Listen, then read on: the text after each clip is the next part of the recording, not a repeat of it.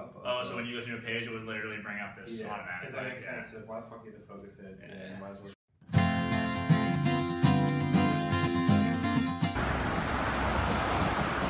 Hey, what's up guys?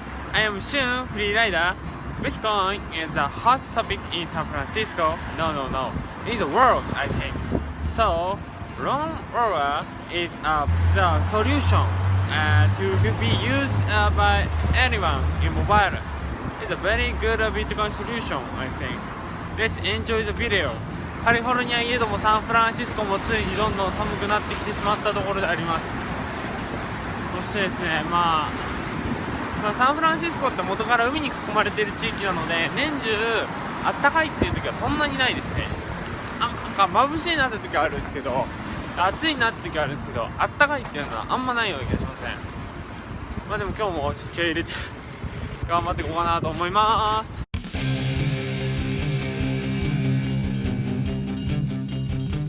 Take it easy. First, please tell me about your product and so your background and introduction. Sure. Yeah, so our app invests spare change into Bitcoin. Basically, you link up a credit or debit card or checking your savings account to our app. We watch all your purchases and set aside the spare change, so the differential between the final price and the next dollar to buy Bitcoin over time. So it's this really easy way to get started buying Bitcoin and saving over time without having to worry about the price. Bitcoin, so what do you think about Bitcoin? So it's a very good hot topic, I think, in San Francisco, in the world, I think. So. We love Bitcoin, that's why we got involved with it. Pretty much when we started, we all are from computer science and finance backgrounds, so Bitcoin's right at the intersection of those two, so it pretty much fits all of our interests. It's one of those like crazy emerging technology spaces too. Like we were talking last night actually about like how like we could be doing a startup in like event planning or something like that. Not to hate on those people, but we like just being in a space that like VR, Internet of Things, or like Bitcoin blockchain stuff that could like explode to be huge and like be super futuristic and stuff. Exactly. So it's a very good topic is blockchain. Blockchain is a very super technology. Like internet and big blockchain is a very same impact, I think. So very blockchain will change some law or financial technology industry. Yeah, people, I think a common thing that even happens, like you said, they're so similar that like people are constantly even just like drawing analogies, right? Like, oh, this is just like 1994 and the internet, right? And everyone's talking about like 2014 for Bitcoin is like this period of time for the internet, and like they kind of have both the same potential to explode, and the adoption will be the same. I mean, maybe. Seems like it, yeah. I mean, it was just like when the internet came around, it was this huge deal that all of a sudden information was global and you could send it around so easily. Now that this is translated into money, and even with blockchain concepts up to some more abstract assets, it's really exciting to be right on the edge of it.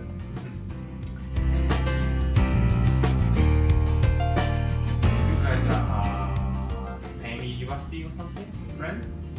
Yep. Yeah, exactly. Okay. I guess so. No, yeah, totally. Yeah, we've known each other for a long time. Oh, really? Looks so friendly, I think. Yeah. Me and Patrick actually went to high school together, and Peter was my random roommate in college. So oh my God. Yeah, we all met when we were like 17 years old and have been friends since. Yeah. This is a long-term relationship, right? It's a very good idea, I think. So because if I start up with someone I met up with an event or something instant event is not good relationship. Just but you know it's each other very so much, so like your each girlfriend or something. Yeah, it's a very good friend reception is very cool. Yeah, starting a startup can be stressful, so at least having your friends around is Yeah. good. Some people might think it's not good to work with your friends, but I kind of think the exact opposite. If you have a strong enough like friendship before, that's gonna work out, and like almost like can absorb the pain of doing a startup. Like if you have a good enough relationship with your co-founders. Like I've done projects in the past with people I didn't know as well, and it didn't go badly, but it's kind of like you can be way more honest and real, like when they're your friends, you know. It also helps a lot that we have skills that are useful for startups too. So we all, like me and Pete are both programmers and Alex is in finance, so we all can like bring something to the table for the company. Yeah. Please tell me about your founding story. Yeah. Okay. Very good story. You have, I know. You know. Hit you with it, yeah, sure. Here's the Lawnmower story, man. So I was out here in San Francisco. We all went to school in Florida, right?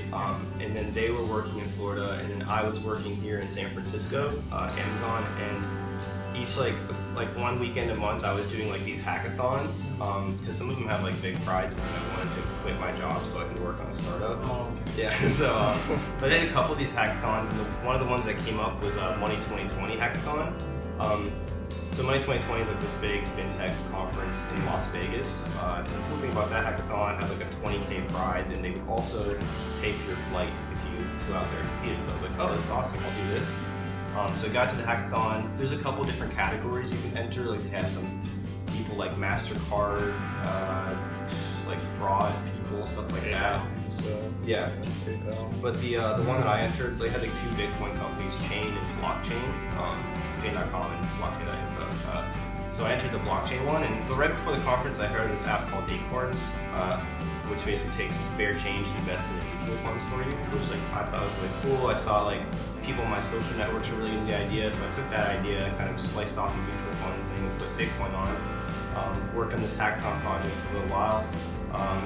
Posted on the internet, people were like really into it, and were like, yeah, I would totally use this when it comes out. So right after the hackathon, I was like talking to these guys like, about the experience, like, yeah, we should do this like full time. And we all quit our jobs in like December of last year. Then we applied to an incubator out here, Boost VC, and got into that. Came out here in January, and then moved out to San Francisco in like.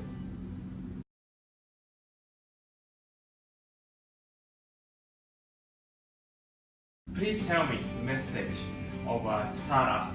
Have faith, man. You got to really believe in what you're doing, or it's going to be hard because you're not always going to see results about what you're doing. But you have to know that, like, down the road, there's possibly going to be success. So just keep working hard, keep your head down, you know, do your thing. Also, just make sure that you go out and actually do it. I mean, if you have an idea and you just are an idea guy and never do it, you're never going to get anywhere. Yeah, sometimes it's worth it to take a plunge and just quit and move across country and put yourself right in the middle of it, because that's probably, you know, trying to create your own luck a little bit by just shoving yourself in the right events. Yeah, it might not be the smartest idea, but it's the most fun. So. Great, thank you. Thank you.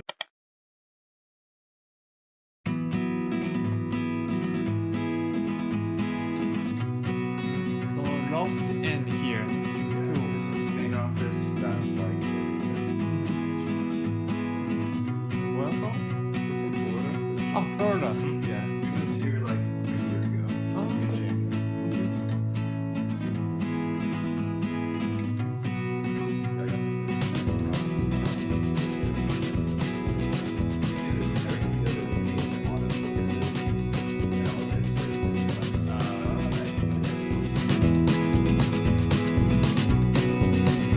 How are they in San Francisco? In San Francisco? Yeah. How's it living here? Yeah. It's amazing, dude. I mean, the network is just crazy. Like, especially for Bitcoin and blockchain technology and stuff like that. This is definitely the spot to be in, like, on Earth, besides a few other places.